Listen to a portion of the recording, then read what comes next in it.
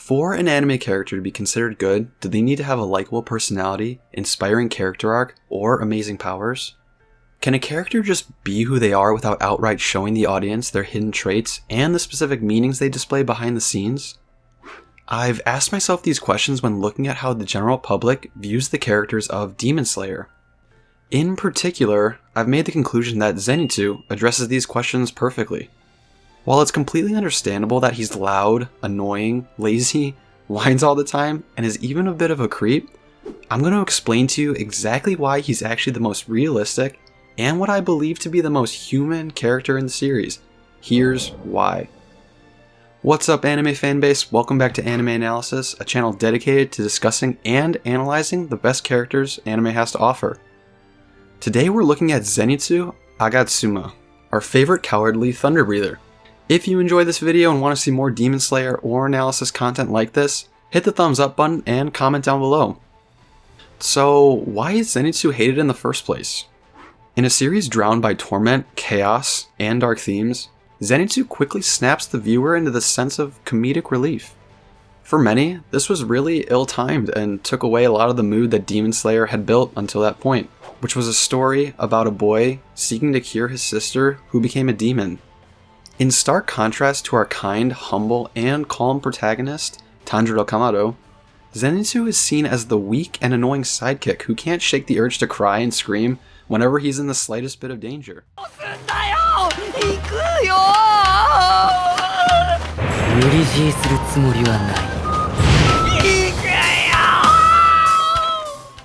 Of course, this was funny at first, but the viewer, including myself at times, gets incredibly sick of being bombarded by his screams every waking second that he's on screen, and he never really appears to change. But in actuality, Zenitsu is truly the closest thing we get to a realistic human in the Demon Slayer world. Too often in anime and fiction, we're overwhelmed with these larger-than-life characters with really unrealistic or unrelatable personalities, to the point where an authentic presence can be incredibly unexpected.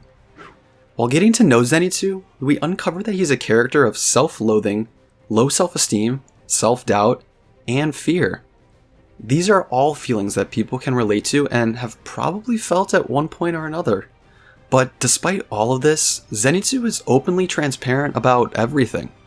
He knows he's a coward, he believes himself to be weak, and convinces himself that he can't live up to the standards that are expected of him.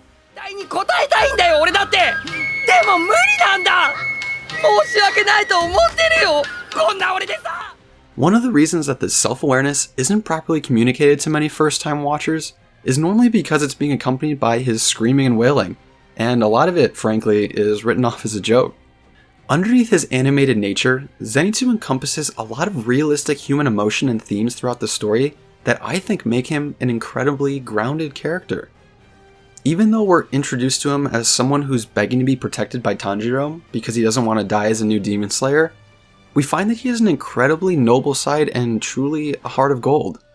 Take, for example, Zenitsu's action when he protects Nezuko from Inosuke.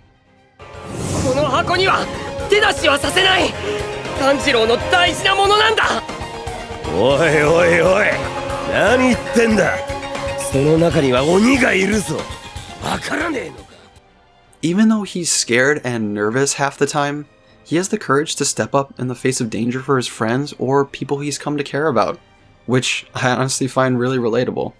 Of course, we as humans would be scared of a threat that could potentially harm us or our friends, but if it meant saving them, I'm sure most of us would step up to that fear. This brings us to the point of how Zenitsu passes out when met with extreme fear. I mean, be honest with yourself. Who wouldn't want to pass out after seeing a literal demon appear in front of you like this?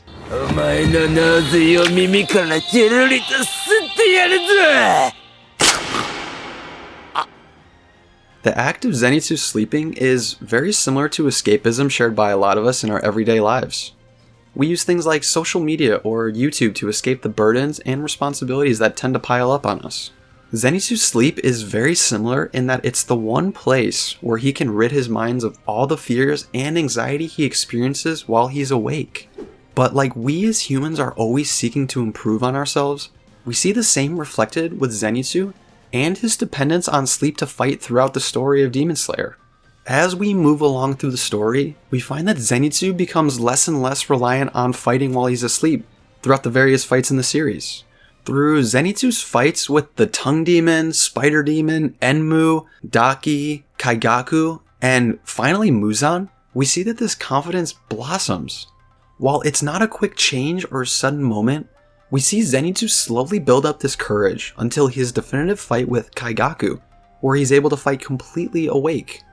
This is Zenitsu demonstrating immense bravery, and just like admitting that there were many obstacles holding him back, he faced them head on until he was able to overcome them.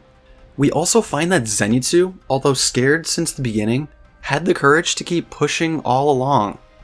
One of the most important quotes to culminate this character arc is when Zenitsu is speaking to his mentor, Jigoro Kawajima, when he says, "I wanted to become a pillar when you were alive." This shows to us that his confidence was there all along, just waiting to be untapped and revealed.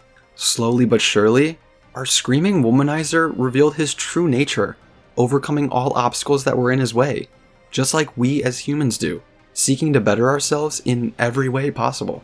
So yes, do I find Zenitsu annoying? Sometimes.